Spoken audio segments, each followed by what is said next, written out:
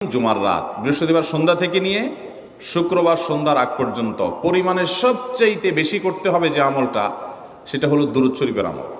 নবী করিম সাল্লাল্লাহু আলাইহি ওয়াসাল্লাম বলেছেন, আকসিরু আলাইয়া মিনাস সালাতি মিন ইয়াউমিল জুমআতি ওয়া লাইলাতিল জুমআহ, তোমরা জুমার দিন এবং জুমার রাতে আমার প্রতি বেশি বেশি দুরূদ পাঠ করবে, দুরূদ প্রেরণ করবে।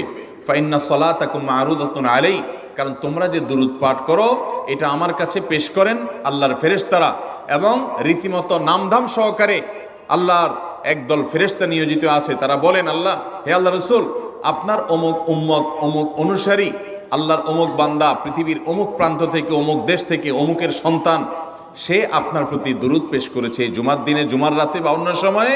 এটা নবী করিম সাল্লাল্লাহু আলাইহি ওয়াসাল্লামের কাছে রিপোর্ট দেওয়া হয় আল্লাহর নিযুক্ত ফেরেশতাদের মাধ্যমে।